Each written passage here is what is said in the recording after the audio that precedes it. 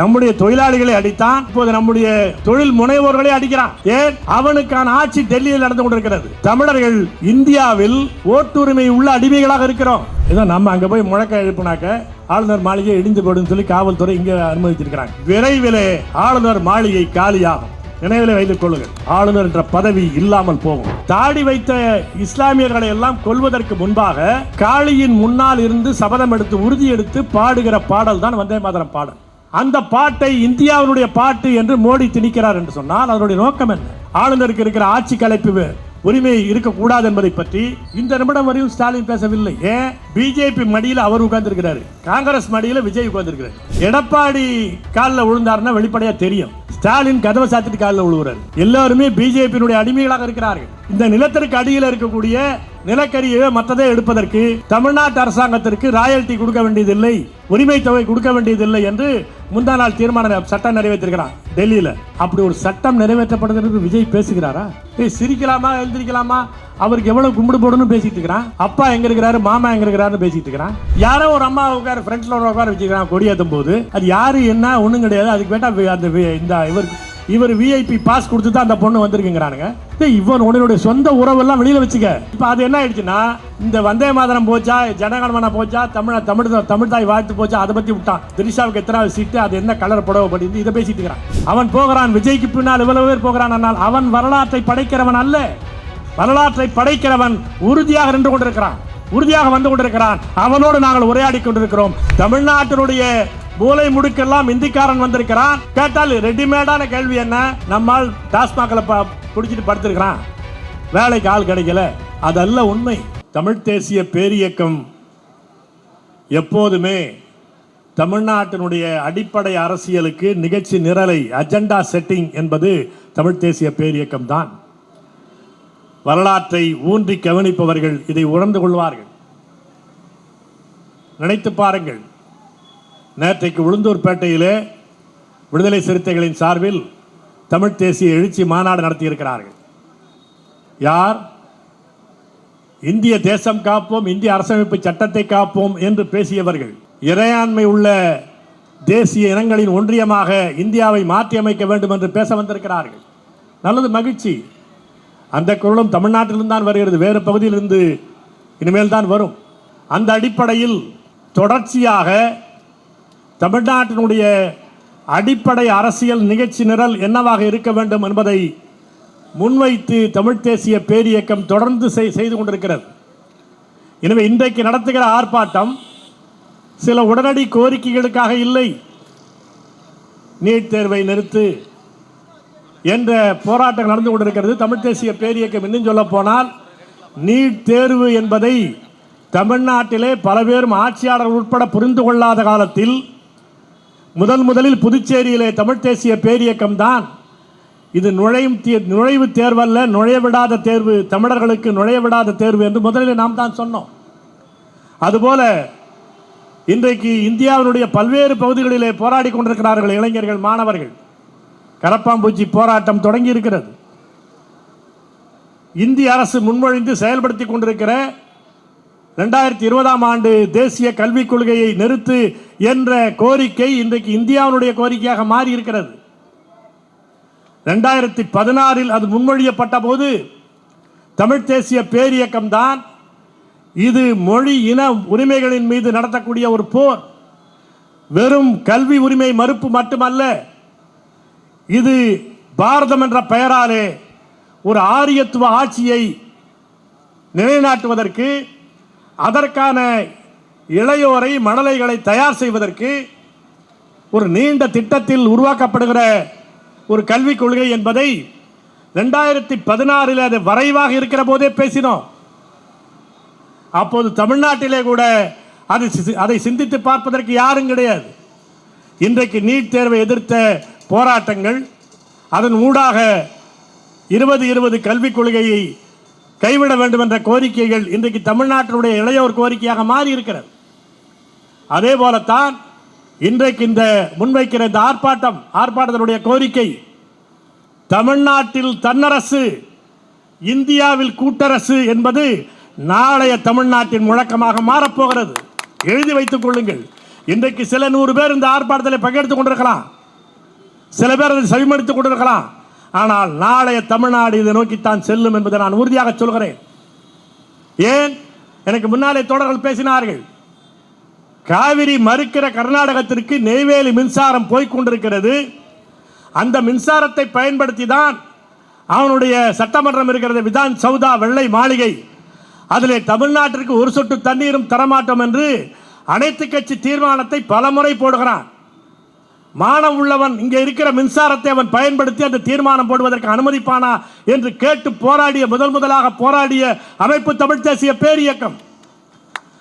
அதற்கு பிறகுதான் அந்த போராட்டம் வந்த செய்தி நம்முடைய தமிழர் கண்ணோட்டம் இதழிலே வந்தபோது அதனுடைய நிரந்தர வாசகராக நீண்ட நாள் இருந்த இயக்குனர் மணிவண்ணன், சேரன் போன்றவர்கள் அதை படித்துவிட்டு நாங்களும் அதில் இறங்கி போராடுகிறோம். அங்கே ராஜ்குமார் ரசிகர் மன்றம் கன்னட இனவெறியோடு தமிழர்களுக்கு எதிராக போராடி கொண்டிருக்கிற போது தமிழ்நாட்டில் இருக்கக்கூடிய திரைத்துறையை சேர்ந்தவர்கள் சும்மா இருப்பது சரியாக இருக்காது, நாங்களும் போராட வருகிறோம் என்று சொல்கிற போது அவர்களுக்கு நெய்வேலி எந்த திசையில் இருக்கிறது என்று பல பேருக்கு தெரியாது.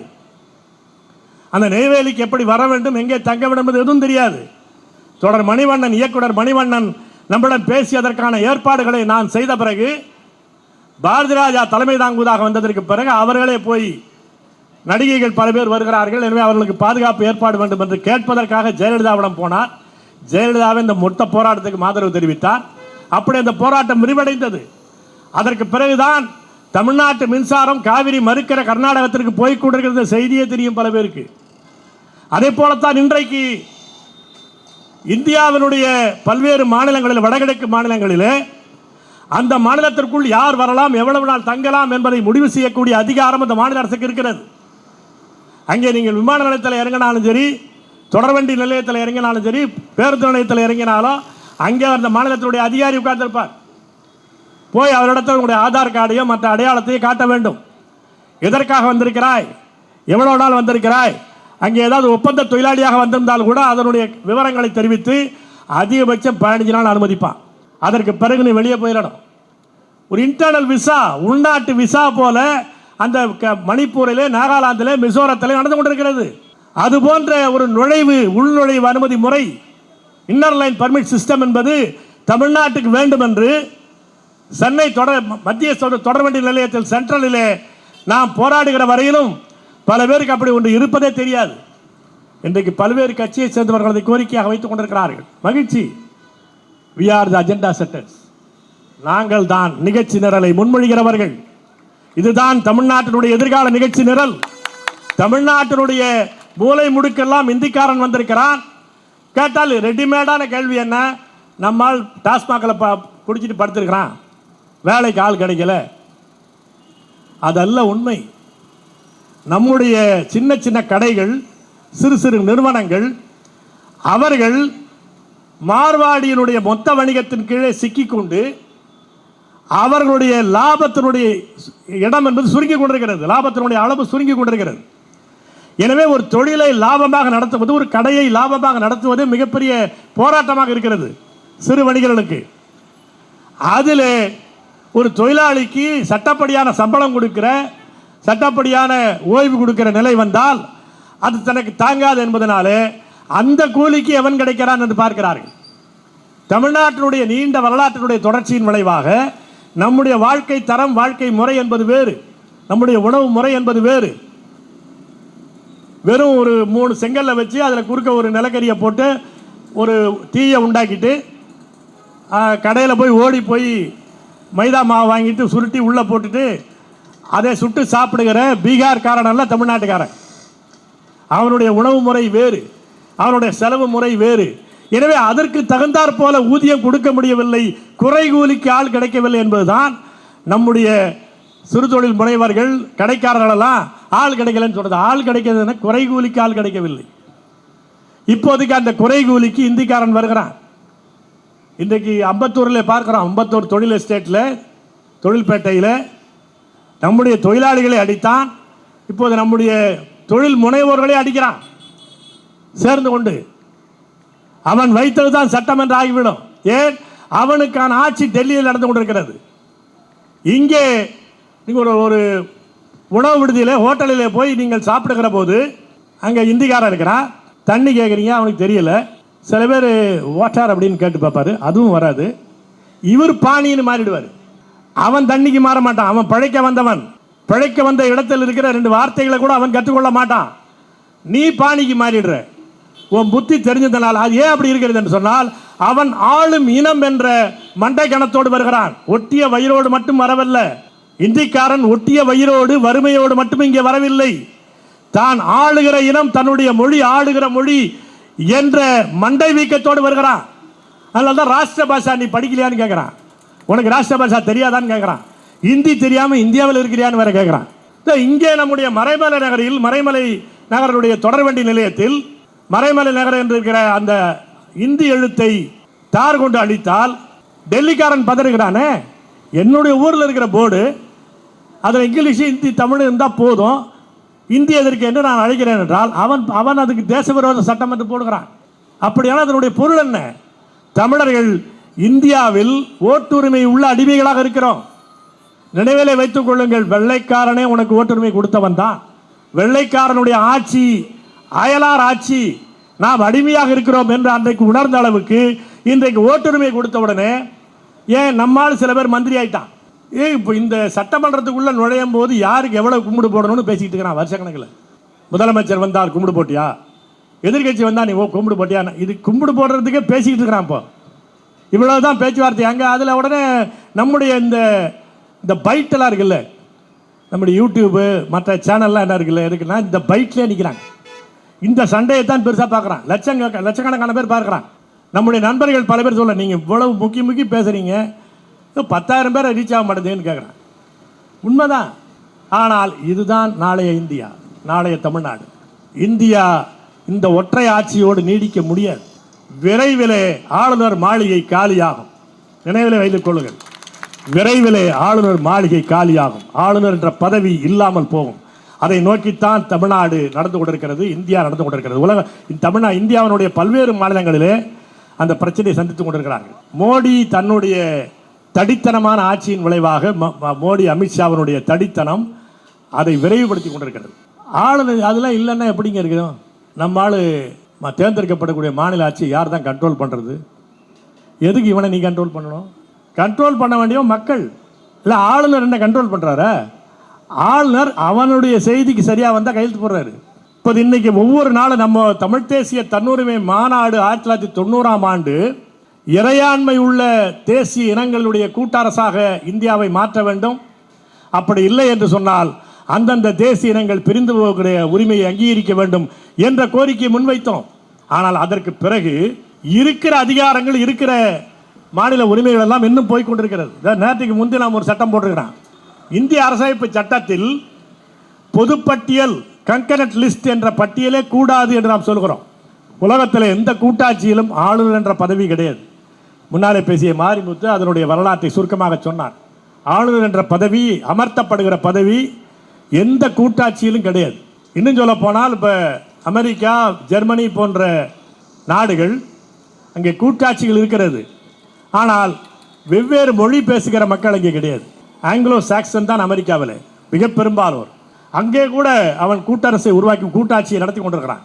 அங்கே இருக்கக்கூடிய ஆளுநர் அமர்த்தப்படுகிற ஆளுநர் அல்ல, மக்களால் தேர்ந்தெடுக்கப்படுகிறவர். அவர் இங்கே இருக்கிற முதலமைச்சருக்கு பதிலாக அங்கே ஆளுநர் வச்சிருக்காங்க, அவ்வளோதான். ஆனால் இங்கே இருக்கிற ஆளுநர் என்பவர் யார்? இந்திய அரசாலே அமர்த்தப்படுகிறவர். At the pleasure of the president. President என்ன? At the pressure of the cabinet. இந்திய குடியரசுத் தலைவருடைய விருப்பத்திற்கிணங்க ஆளுநர் அமர்த்தப்படுவார். சரி, இந்திய குடியரசுத் தலைவர் யாரு? இந்திய அமைச்சரவையின் விருப்பத்திற்கிணங்க அமர்த்தப்படுவார். இப்படி இறுதியாக என்ன?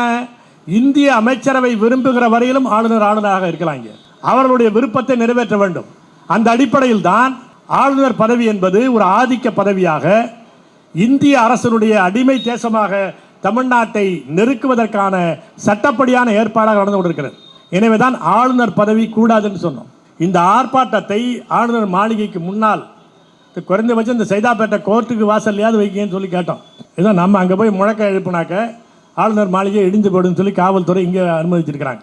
சரி, இதையாவது அனுமதித்தாலும் இருக்கிறேன். இது எவ்வளோ நாள் விடுவாங்க தெரியாது. அவ்வளோ இருக்குது ஜனநாயகம் நம்ம நாட்டில். யாரும் நடக்க முடியாத இடத்துல எல்லாரையும் வேலி போட்டு மறைச்சி யாரும் அதில் இதில் சம்மந்தப்படாதவர்கள் யாரும் போய் ஒரு எட்டி கூட பார்த்துடக்கூடாது என்ற வகையில் அப்படி ஒரு ஆர்ப்பாட்டம் நடத்திக்கிட்டு இருக்கிறோம். அதுதான் ஜனநாயகம், உரிமை. எனவே இந்த ஆளுநர் பதவி கூடவே கூடாது என்று சொல்கிறோம். அந்த பதவியினுடைய ஒரு தீய விளைவு தான் அவன் வந்தே மாதரம் பாடுன்னு சொல்கிறான். அவன் டெல்லியில் அந்த வந்தே மாதரம் பாடு அந்த ஏன் இப்போ இன்றைக்கி முதன்மை கொடுக்குறான்? இன்றைக்கு மோடியினுடைய அவர் கொடியேற்றி வச்ச உடனே இன்றைக்கி வந்தே மாதரம் பாட்டு ரொம்ப நேரம் பாடிட்டு இருக்கிறாங்க. அதில் முதல்லலாம் 2 பத்திகள் பாடுவாங்க. அதுதான் அரசமைப்பு சட்டத்தில் ஏற்றுக்கொள்ளப்பட்டிருப்பது. அரசமைப்பு சட்டத்தினுடைய அவையில் ஏற்கப்பட்ட தீர்மானம் என்பது வந்தே மாதரம் பற்றி அப்போதே பேச்சுவார்த்தை வந்தது. வந்தே மாதரம் தான் இந்தியாவினுடைய தேசிய கீதமாக இருக்க வேண்டும் என்று இந்து மகாசபையை சேர்ந்தவர்கள், அவரை போன்ற கருத்து உள்ளவர்கள்லாம் பேசினார்கள். நேருவும் கூட அதை ஏற்றுக்கொள்வதற்கு தயாராக இருந்தார். ஆனால் முஸ்லீம் உறுப்பினர்களாக இருந்தவர்கள் சில பேர் அதை எதிர்த்தார்கள். ஏனென்றால் அது ஒரு உருவ வழிபாட்டை சொல்வது. முஸ்லீம்களை கொன்ற தாடி வைத்தவனெல்லாம் கொல்லப்பட வேண்டும் என்று பாடிய அந்த பாடலுடைய சாரம், அந்த பாடலை அந்த வேலையை செய்வதற்கு முன்னால் அந்த கடவுளுக்கு காளிக்கு முன்னால் பாடி சென்றவர் வீரர்களுடைய பாட்டு அது. அந்த பக்கிம் சந்தர் நாவலிலே ஆனந்த மடம் என்ற அந்த புதினத்திலே அது வங்காள பஞ்சத்தை பற்றி பின்னணியாக கொண்டிருக்கிற ஒரு கதை. அது அன்றைக்கு ஒரு பிரிட்டிஷ் அரசாங்கத்திற்கு துணையாக சலாம் போட்டு கொண்டிருந்த ஒரு முஸ்லீம் ஆட்சி வங்காளத்தில் நடந்து கொண்டிருந்தது. அந்த ஆட்சியை எதிர்த்து சன்னியாசிகளும் போராடினார்கள், பக்கிரிகளும் போராடினார்கள். சன்னியாசி என்றால் இந்த இந்து மத சாமியார்கள், பக்கிரிகள் என்று சொன்னால் இஸ்லாமிய சாமியார்கள். 2 பேரும் இணைந்து மக்களை திரட்டி அங்கே பதுக்கலை பதுக்கி வைத்திருந்த அந்த நெல் மூட்டைகளை, கோதுமை மூட்டைகள் எல்லாம் வெளியிலே வீசி எறிந்து மக்களுக்கு விநியோகம் செய்து அந்த போராட்டம் நடந்தது. அந்த போராட்டத்தை விளக்கக்கூடிய ஒரு கதை தான் அந்த ஆனந்த மடம் கதை. அந்த கதையில் அந்த பங்கிம் சந்தர் சாட்டர்ஜி பக்கிரிகளும் அந்த போராட்டத்தில் பங்கெடுத்துக் கொண்டார்கள் என்பதை நீக்கிவிட்டு மொத்தமாக சன்னியாசிகள் நடத்திய போராட்டம், அதுவும் முஸ்லீம் மன்னர்களை மட்டுமல்ல, தாடி வைத்தவனை எல்லாம் கொல்லு, அதுதான் இந்து அறம் என்று சொல்லக்கூடிய ஒரு போராட்டம் என்பதாக அதை சித்தரித்தார். தாடி வைத்த இஸ்லாமியர்களை எல்லாம் கொல்வதற்கு முன்பாக காளியின் முன்னால் இருந்து சபதம் எடுத்து உறுதி எடுத்து பாடுகிற பாடல் தான் வந்தே மாதரம் பாடல். அந்த பாட்டை இந்தியாவினுடைய பாட்டு என்று மோடி திணிக்கிறார் என்று சொன்னால் அதனுடைய நோக்கம் என்ன? எனவே தான் அவர்கள் எதிர்த்தார்கள். அதில் இப்போ இதில் சமரசமாக 2 பத்தியை மட்டும் பாடிக்கொள்ளலாம், முதல் 2 பத்தியில் ஒன்றும் பிரச்சனை இல்லை என்று சொன்னார்கள். இன்றைக்கு முழு பாடலையும் பாட வேண்டும் என்று சொல்கிறார். அதை தமிழ்நாட்டினுடைய சட்டமன்றத்திலே பாட வேண்டும் என்று பேசக்கூடிய நிலையில் ஆளுநர் இருக்கிறான்னு சொன்னால் ஒரு ஆளுநருடைய தனிப்பட்ட விருப்பம் அல்ல, இந்திய ஆரியத்துவ ஆட்சியாளர்களுடைய கொள்கையை ஆளுநர் வழியாக செயல்படுத்துகிறார். அதற்காகத்தான் இந்த பதவி. அரசமைப்பு சட்டம் என்ன சொல்கிறது? ஆளுநர் தலைமையில் சட்டமன்றம் இருக்கிறது என்று. அதனால தான் சட்டமன்றத்தினுடைய கூட்டத்தொடர் தொடங்குகிற போது ஆளுநர் உரையின் வழியாக தொடங்குகிறது. அது ஆளுநருக்கு என்ன வேலை இருக்குது? அது ஏற்கனவே ஸ்டாலின் ஆட்சியோ இல்லை இப்போ இருக்கிற விஜய் ஆட்சியோ அந்த ஆட்சி தயாரித்து கொடுக்கக்கூடிய ஒரு உரை. அதைத்தான் படிக்கணும். அதில் தான் விஜய் இப்போ பிறவியிலேயே பெரிய ஜனநாயகவாதி அப்படிலாம் எழுதியிருப்பான். அது அவர் தான் படிச்சுட்டு இருந்தார். ஏன்னா அது அவர்கள் எழுதி கொடுப்பது. ஆனாலும் ஆளுநர் அதை படித்தால்தான் சட்டமன்றமே தொடங்கும். சட்டமன்றத்தில் ஒரு தீர்மானம் நிறைவேற்றினால் ஆளுநர் கையெழுத்து போட்டால் தான் சட்டமாகும் என்பதெல்லாம் இந்தியாவின் அடிமையாக தமிழ்நாடு இருக்கிறது என்பதை உறுதிப்படுத்துவதற்கான சட்ட ஏற்பாடு. எனவேதான் உரிமை உணர்ச்சி உள்ள எவனும் அதை ஏற்க மாட்டான். ஒரே ஒரு கேள்வி. ஏற்கனவே கருணாநிதி இருந்தபோது ராஜமன்னார் குழு அமைத்தார் என்பதை பற்றி மாரிமுத்து சொன்னார். ஸ்டாலின் அவருடைய பங்குக்கு குரியன் ஜோசப் தலைமையில் இந்த இந்திய அரசுக்கும் மாநில அரசுக்குமான உறவுகள் என்னவாக வேண்டும், அதிகாரங்கள் எப்படி பிரிக்கப்பட வேண்டும் என்பதை ஆய்வு செய்வதற்காக குழு போட்டார்கள். அந்த குழு தன்னுடைய முதல்நிலை அறிக்கையை கொடுத்து விட்டது. நல்ல பளபளப்பான ஜிகினா லெட்டர்ஸில் அது கொடுக்கப்பட்டிருக்கிறது. இந்த தேர்தல் நேரத்தில் அதை ஒரு வரி கூட ஸ்டாலின் பேசியதில்லை. இன்றைக்கு வந்தே மாதரம் பிரச்சனை வருகிறது. அந்த வந்தே மாதரம் பிரச்சனையில் சட்டமன்றத்தில் விவாதம் நடக்கிறது, வெளியிலும் விவாதம் நடக்கிறது. இந்த நிமிடத்திலே கூட குரியன் ஜோசப் குழுவும் சரி, அதற்கு முன்னால் இந்த ராஜமன்னார் குழுவும் சரி, ஆளுநர் பதவி பற்றி என்ன சொல்லியிருக்கிறார்கள் என்பதை பற்றி, ஆளுநருக்கு இருக்கிற ஆட்சி கலைப்பு உரிமை இருக்கக்கூடாது என்பதை பற்றி இந்த நிமிடம் வரையும் ஸ்டாலின் பேசவில்லை. ஏன்? பிஜேபி மடியில் அவர் உட்கார்ந்துருக்கிறாரு, காங்கிரஸ் மடியில் விஜய் உட்கார்ந்துருக்கிறாரு. இவ்வளவுதான். எடப்பாடி காலில் விழுந்தாருன்னா வெளிப்படையாக தெரியும். ஸ்டாலின் கதவை சாத்திட்டு காலில் விழுவுறாரு. எல்லாருமே பிஜேபியினுடைய அடிமைகளாக இருக்கிறார்கள். எனவேதான் இன்றைக்கு முன்வைத்து பேச வேண்டிய இந்த கட்சிகள் மிக மோசமான முறையில் இப்போ இந்த நிலம் என்பது பொதுப்பட்டியெல்லாம் ஒரு பக்கம், நிலம் லேண்ட் என்பது இந்த நிமிடம் வரையிலும் மாநில அரசாங்கத்தினுடைய அதிகாரத்தில் தான் இருக்கிறது. எதுவும் இல்லாமல் இந்தியாவினுடைய தொழில் வளர்ச்சிக்கு தேவை ஸ்ட்ராட்டஜிக் இம்பார்ட்டன்ஸ் என்ற பெயராலே இந்த நிலத்திற்கு அடியில் இருக்கக்கூடிய நிலக்கரியை மற்றதை எடுப்பதற்கு தமிழ்நாட்டு அரசாங்கத்திற்கு ராயல்டி கொடுக்க வேண்டியதில்லை, உரிமை தொகை கொடுக்க வேண்டியதில்லை என்று முந்தா நாள் தீர்மானம் சட்டம் நிறைவேற்றிருக்கிறான் டெல்லியில். அப்படி ஒரு சட்டம் நிறைவேற்றப்படுகிறது விஜய் பேசுகிறாரா? சிரிக்கலாமா எழுந்திரிக்கலாமா? அவருக்கு எவ்வளவு கும்பிடு போடணும்னு பேசிட்டு இருக்கிறான். அப்பா எங்க இருக்கிறாரு, மாமா எங்க இருக்கிறாருன்னு பேசிட்டு இருக்கிறான். அப்பா கொடுத்தாரா, மாமா கொடுத்தாரா? அதாவது சட்டமன்றத்தினுடைய விஷயமே செய்திகள், அதாவது அரசியல் மேடைகள் என்பது அரசியல் பேசாத மேடைகளாகிவிட்டது. சட்டமன்றம் என்பது மக்களுக்கான கருத்துக்களை பேசாத ஒன்றாக மாறிவிட்டது. யாரோ ஒரு அம்மா உட்கார ஃப்ரண்ட்ல ஒரு உட்கார வச்சுக்கிறான் கொடியேற்றும் போது, அது யாரு என்ன ஒன்றும் கிடையாது. அதுக்கு கேட்டால் அந்த இந்த இவர் விஐபி பாஸ் கொடுத்து தான் அந்த பொண்ணு வந்திருக்குங்கிறானுங்க. இவன் உன்னுடைய சொந்த உறவெல்லாம் வெளியில் வச்சுக்க. அரசாங்கத்தின் சார்பில் கொடியேற்றுகிற போது இப்போ அது என்ன ஆயிடுச்சுன்னா, இந்த வந்தே மாதரம் போச்சா, ஜனகணமன போச்சா, தமிழ் தாய் வாழ்த்து போச்சா, அதை பற்றி விட்டான். திரிஷாவுக்கு எத்தனாவது சீட்டு, அது என்ன கலர் புடவை படிந்து இதை பேசிட்டு இருக்கிறான்.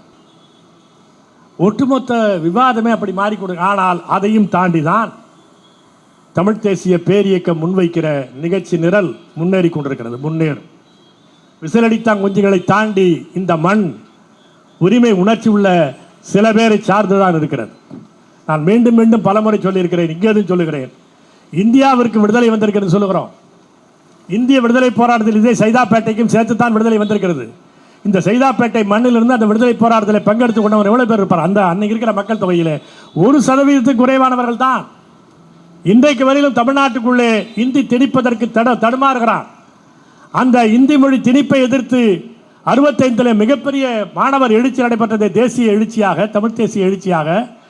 அந்த போராட்டத்தில் அங்கே அன்னைக்கு இருந்த கல்லூரி மாணவர்கள் எவ்வளவு பேர் பங்கெடுத்துக் கொண்டான்? 1% குறைவானவர்கள் தான். ஆனால் அவர்கள் தான் சாதித்திருக்கிறார்கள். இப்போது இந்த கரப்பாம்பூச்சி போராட்டம் நடந்துச்சு இல்லை, குறைந்தபட்சம் தர்மேந்திர பிரதான் ராஜினாமா என்பதாவது வந்திருக்கிறது. இன்றைக்கு அந்த நீட் தேர்வு பற்றி கண்காணிப்பதற்கான சட்டம் வந்திருக்கிறது. இதை குறைந்தபட்சம் அதையாவது செய்திருக்கிறார்கள். அந்த போராட்டத்தின் விளைவாக எல்லாம் மூடிய கதவை பார்த்து கொண்டிருந்தார்கள். இந்த மூடிய கதவுக்கு அங்கிருந்து யாருமே வரவில்லை என்று திறந்த ஜன்னல் ஒரு இருந்தது. அதன் வழியாக இளைஞர்கள் குதித்தார்கள். காக்ரோச் போராட்டம் நடந்தது. நாம அப்படித்தான் பார்த்து கொண்டிருக்கிறோம். என்னங்க நீங்கள் பேசிக்கிட்டே இருக்கிறீங்க, எவன் கேட்குறான்? எப்படி நடக்கும்? இல்லை, இவனை பார்த்து கொண்டிருக்காது. புதிய இளைஞன் வந்து கொண்டிருக்கிறான், புதிய பெண்கள் வந்து கொண்டிருக்கிறார்கள். அவர்கள் இந்த நாட்டினுடைய எதிர்காலத்தை உருவாக்குவார்கள். அவர்களுக்காக நாங்கள் பேசிக் கொண்டிருக்கிறோம். அவர்களோடு நாங்கள் உரையாடி கொண்டிருக்கிறோம். நான் கிழவன், ஆனால் கிழவர்களோடு நான் பேசவில்லை. வருங்கால இளைஞர்களோடு நான் பேசிக் கொண்டிருக்கிறேன். ஏன்? வருங்கால தமிழ்நாடு அந்த திசையில் தான் போகிறது. அது தவிர்க்கவே முடியாது. அந்த காக்ரோச் போராட்டம் நடந்தது. அந்த போராட்டத்தில் அந்த தர்மேந்திர பிரதான் நீக்க வேண்டும், அந்த தேர்வுகளெல்லாம் முறையெல்லாம் மாற்ற வேண்டும் என்பதற்கான விஷயம் நடந்திருக்கிறது. அதில் பங்கெடுத்துக் கொண்ட மாணவர்கள் எவ்வளவு பேர்? ஜவஹர்லால் நேரு பல்கலைக்கழகத்தினுடைய மாணவர்கள் தான் அதில் மிக முக்கியமான பங்கேற்றார்கள். அந்த ஜவஹர்லால் நேரு பல்கலைக்கழகத்தில் இருக்கிற மாணவர்கள் எத்தனை பேர்? அதில் 1% அந்த போராட்டத்தில் வந்திருப்பானா? டெல்லியை சுற்றி இருக்கக்கூடிய பகுதியிலிருந்து வந்தார்களே மாணவர்கள், அந்த டெல்லி பகுதியில் இருக்கிற மாணவர்களை 1% பேர் இதில் பங்கெடுத்திருப்பானா? 100க்கு 1 குறைவானவன் தான் வந்தான், அவன் தான் சாதித்தான். அதுதான் வரலாறு. எனவே அவன் போகிறான். விஜய்க்கு பின்னால் இவ்வளவு பேர் போகிறான். ஆனால் அவன் வரலாற்றை படைக்கிறவன் அல்ல. அவன் வரலாற்றுக்கு பின்னால் ஓடி வருகிறவன். வரலாற்றை படைக்கிறவன் உறுதியாக நின்று கொண்டிருக்கிறான், உறுதியாக வந்து கொண்டிருக்கிறான். அவனோடு நாங்கள் உரையாடி கொண்டிருக்கிறோம். அப்படிப்பட்ட போராட்டம் நிச்சயமாக வெல்லும். தமிழ்நாட்டில் தனி அரசு, இந்தியாவில் கூட்டரசு, அதுவே எதிர்காலம். நன்றி, வணக்கம்.